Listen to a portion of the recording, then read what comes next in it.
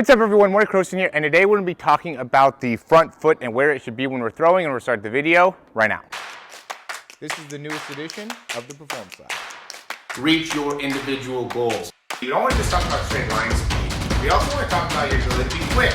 We break down your video. Let's make you into the quarterback I know you can become. Okay, so this is something that I know I've talked about in the past, but I was recently going through my videos trying to create a good short, and I was not able to find something that went specifically into this, a video that was specifically about this, so I thought I would create one. And really what we're going to be talking about is when, we'll look at this angle here, when we want to be taking this step, we want to take this step and we want to talk about where this foot wants to be in comparison to the receiver. So giving us a couple different options for if this toe should be pointed or not pointed, and then should it be closed off, blah, blah, blah, and really go into different options we have based off of the foot position, because the reality of the situation is when it comes to playing the game, there's going to be times where we're gonna have to just get our foot down right away and get the ball out of your hand as quick as possible. We're not always gonna be able to get into a perfect position within our front foot. So we wanna be able to, one, go into where it wants to be when we have the opportunity to get that foot down and have a clean pocket, or, you know, or at practice, things like that. And then also, what do we do when we are under duress and need to get the ball out of our hand quick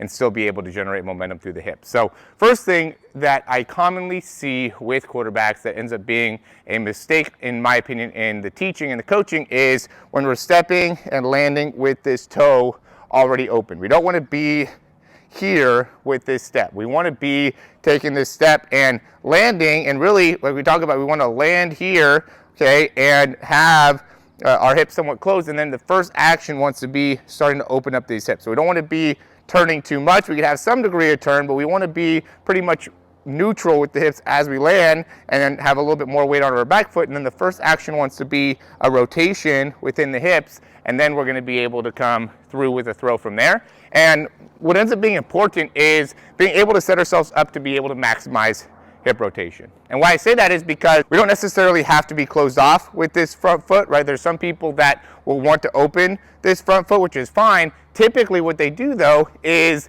they open more up with that foot in general, right? So if I'm throwing the ball straight ahead, I could take this step a little bit more off to the side. It doesn't have to be directly towards my target. What we don't want to do, something that is a mistake, is if we get cut off, right? So if I'm throwing the ball here and I take this type of a step, or, you know, a step where I'm coming across here and then limiting my ability to rotate through, that's going to end up being a problem, right? So we want to be able to go and take a step that's going to allow us to then open up. I usually say it's better to go and step and be here more, right? More open, more of a step off to the side, okay, than going and necessarily being super particular with the toe position, right? We don't need to be pointing the toe.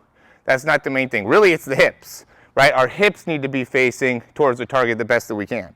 And the better we can do that, then the better opportunity we have of being able to rotate. And really, we almost want to think about those hips being a little bit more open to the target. So if I'm throwing here, I'd want to be able to step to make it so my hips are facing here, you know, and you're here, okay? I don't want to be even, right? Or again, closed off. I don't want to be slightly open, so then I have the ability to create rotation here, right? Keep that upper body closed, and then go through the throw. Now, one of the things that ends up being the best for when it comes to just getting the foot down, right? Or if we end up being closed off, right? Sometimes we're here and we realize this isn't the best place to go and we need to be able to get the ball out of the hands. That's where that whole like step comes in, where we can almost like do the Aaron Rodgers, right? Where he goes and kind of gets right back off the ground there. Because what we don't want to do is we don't want to be in a position where we're not able to get our hips through. That's how that whole, I think, Aaron Rodgers kind of front foot step thing ended up being developed, was being able to really get the hips into a position where we're rotating, even if we don't have a great position within our feet. Now, sometimes I see people that'll be, you know, a little bit more open here, right? And then still go through that same thing where they're rotating with it, okay? And I mean, whatever ends up working, right? If that helps you in being able to get those hips around, that timing helps you get those hips around, then that's great. That's excellent. Let's do it, right? So we want to be able to be aware of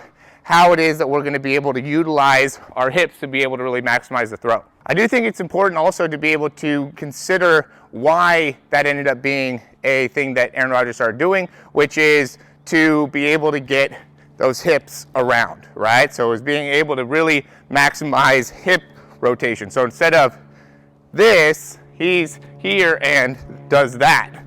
Try not to open up that front shoulder. I feel it myself when I try to jump like that. I end up wanting to open up that front shoulder, right? But that's just what it ends up being. It just ends up being just like a jump action. If anybody's like interested in being able to throw like that,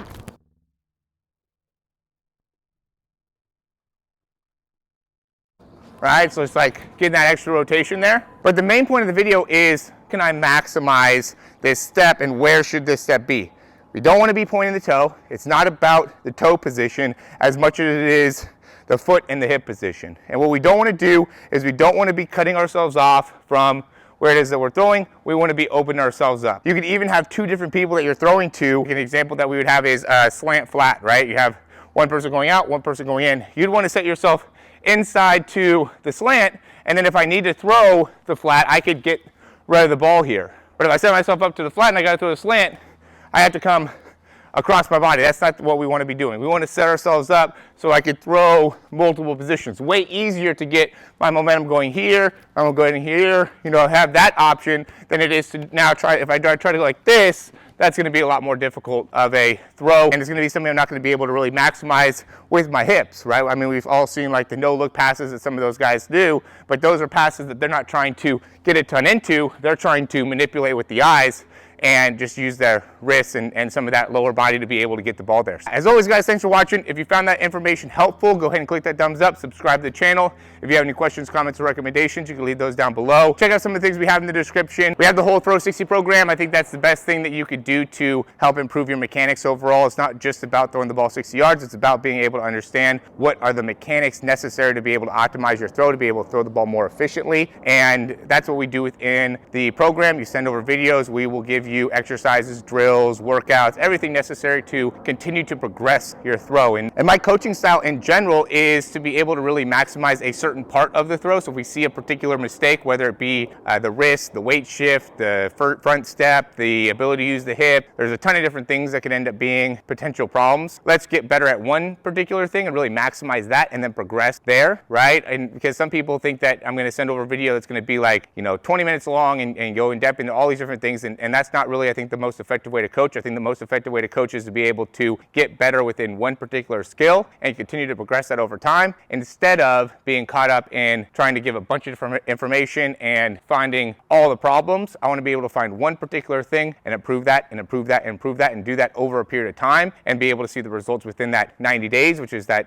throw program, the Throw 60 program, or if you do the monthly within 4 months, 5 months, whatever ends up being the case, even within 2 weeks, you'll start to be improvement because we're focusing on the small changes, making small consistent changes rather than trying to do a whole bunch within a very small period of time. So I like to be able to progress over weeks and be able to look back and be like, oh wow, look at how much you've improved within 8 weeks because you made small specific improvements instead of trying to address everything at once and therefore not be able to build the habits. If we address one particular thing at a time, that's better for building the habits to make it so now you can easily go and consistently throw and understand what you're doing to do it right every single time, or if you do it wrong, what made it so it's wrong. And so again, being able to focus on that part of it and making specific improvements there, I think makes a lot bigger difference in your ability to throw the ball further. So again, guys, thanks for watching. Like, subscribe. We'll talk to you soon. Check out those programs down below.